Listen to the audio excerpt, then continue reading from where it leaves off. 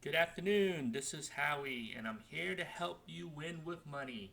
So, the market did open up, just what we expect. In today's episode, let's talk about what happens when you're an options trader and you're writing cover calls.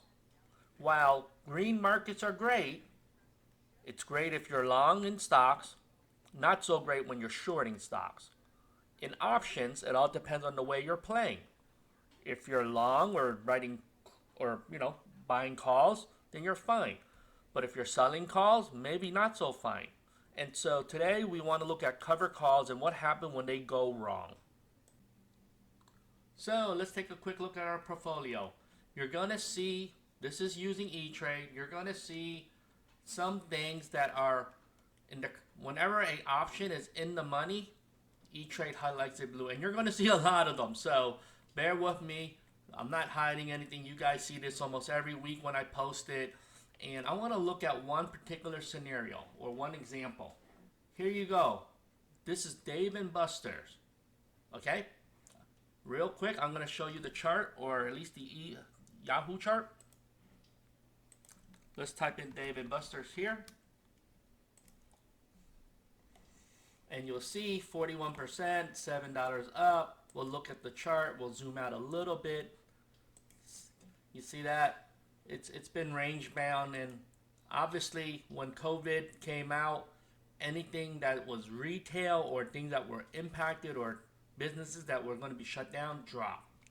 And so how did I play this? I'm going to show you. So here's David Buster's. You'll see it again. I just zoomed in a bit.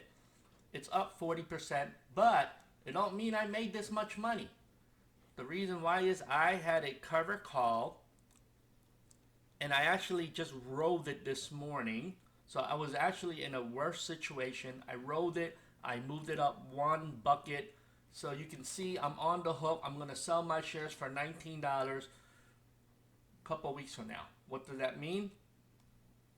I lose the difference between whatever the market price is, right? 26 bucks minus the 19. So I lose that upside. And this is why I wanted to make a video on, is cover call the best strategy? Well, if you're losing the majority of this gain, then really what did I gain? Now, I rolled it, so I didn't get the $7 premium or the 700. I probably got a small net credit. And on the other side, I was also playing a cash secure put. So you can see here, this is going down. And this is probably no value. I can probably see how much it's worth today by doing something like this. I'll do the close button. It may be almost nothing to close. It may be 2 pennies. I don't know. Oh no, it's 40 cents to close. But the value, the true value is somewhere between there, right? But there's no volume, so you don't really know. So in normal markets, stocks do not move 30-40% a day, okay? And what that means is cover calls will work fine, because even if it gets assigned, right, your calls will be assigned to somebody else. You get the paid, right, the strike price that you agreed to, which is normally out of the money, above where it was when you wrote the contract. And a lot of us are happy with that because you collected a premium. And in normal markets, you can then sell cash secure puts at a lower than market price and eventually buy it back. And that definitely works in normal functioning markets. But here's a case where I've been writing this thing for a while, and I'll show you the transaction history. We'll switch into my little pivot table here because I can see all the data. First thing I want to do is let's just punch in Dave and Buster's. And here you will see all the various transactions. And the easiest way to see what I was doing was, you can just sort of do it like this to see how much money you made. And you see, even in the last couple of months, I made 400 bucks.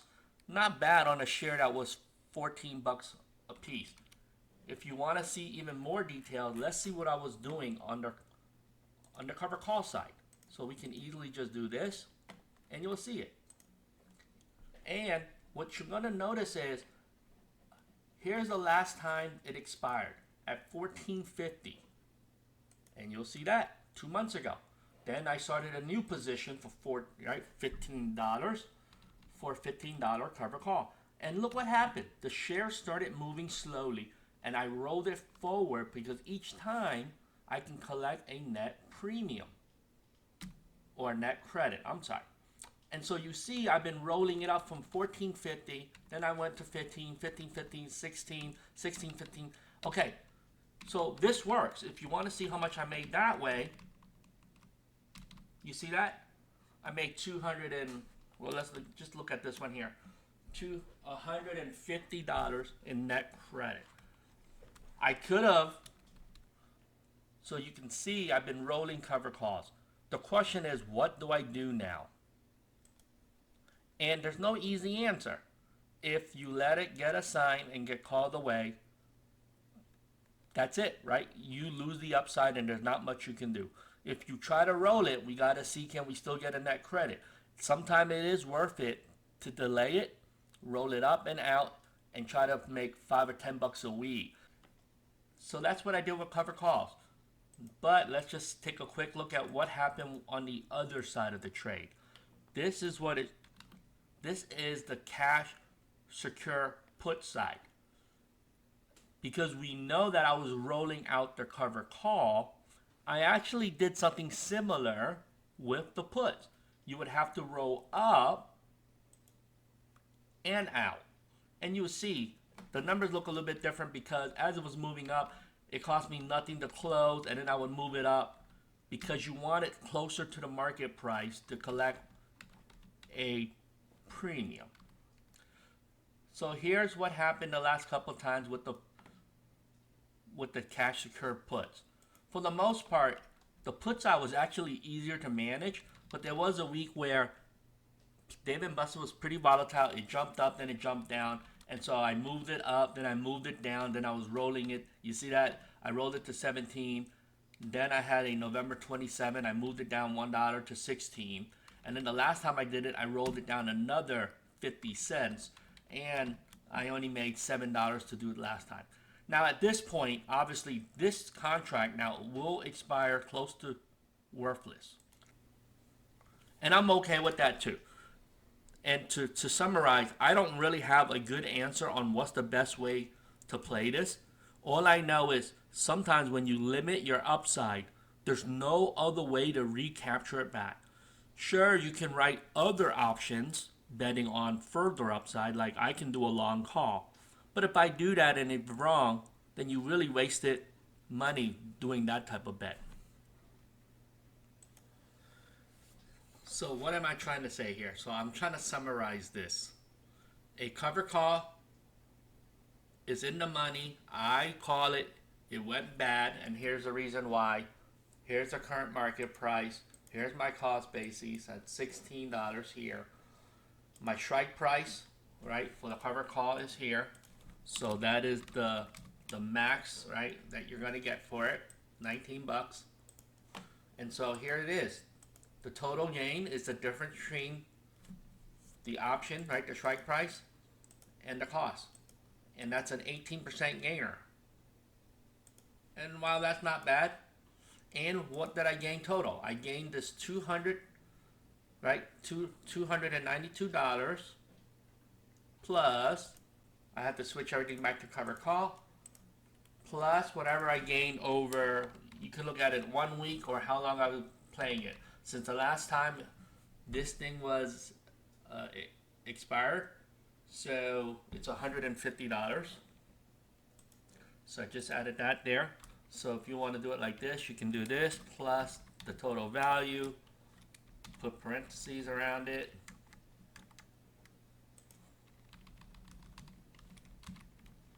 Divide it by my cost. So I made 27% so far. But that's not what I'm crying about. I'm crying about this.